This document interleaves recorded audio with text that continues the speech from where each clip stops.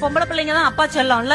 எங்க ஊர் பக்கம் அப்பாக்கள் பிள்ளைகளை பொம்பளை பிள்ளைகளை பேர சொல்லியே கூப்பிட மாட்டார், பாப்பான்னு தான் கூப்பிடுவாங்க. பாப்பா வந்துச்சா, பாப்பா சாப்பிட்டுச்சா, பாப்பா தூங்கிருச்சா அப்படின்னு கேட்பாரு. அதுவே பீப்பா மாதிரி இருக்கும் அந்த பிள்ளை. ஆனா இவர் பாப்பா பாப்பாம்பார். இந்த பொம்பளை பிள்ளைங்களுக்கும் அப்பானா செல்லம். எதுனாலும் சரி, டேடி எனக்கு இது வாங்கி கொடுங்க, டேடி எனக்கு அது வாங்கி கொடுங்க, டேடி வாங்கி கூட எது வேணாலும் நீ வாங்கிக்கோ. இந்த பொம்பளை பிள்ளைங்க தான் வீட்டுல இல்லாத சேட்டை பண்ணும், வழிய போற ஆம்பளை பிள்ளைங்க மேல போடும். ஆனா அப்பா என்ன சொல்வார், அது என் ஆத்தா, என் குலதெய்வம், அவ மேல கைய வச்ச கொன்றுவேன் அப்படின்னு ஆம்பளை பையனை தான் அடிப்பார். ஆனா எல்லா சேட்டையும் செஞ்சுட்டு இந்த பிள்ளை நல்ல பிள்ளை மாதிரி அப்பா பக்கத்துல போய் உட்காந்துக்கும். ஏன் தெரியுமா அப்பா அவ்வளவு செல்லம் கொடுக்கிறார்? அவர் வாழ்நாளிலே அவருக்கு 2 அம்மா தான். ஒன்னு அவரை பெற்றெடுத்த அம்மா, இன்னொன்னு அவர் பெற்றெடுத்த மகளாகிய அம்மா. அப்பாவுக்கு மகள்னா உயிர். என் கூட இருக்கிற வரைக்கும் என் மகளுக்கு எந்த கஷ்டமும் வரக்கூடாது, அவ மகாராணி மாதிரி வாழணும். எந்த அப்பாவும் மகாராஜா கிடையாது. ஆனால் எல்லா மகள்களும் இளவரசிகள் போலத்தான் வீட்டில் வளர்ந்து கொண்டிருக்கிறீர்கள் என்றால் உங்க அப்பாவுடைய எண்ணம் மகாராஜா மாதிரி. பொம்பளை பிள்ளைங்க தான் அப்பா செல்லம்ல.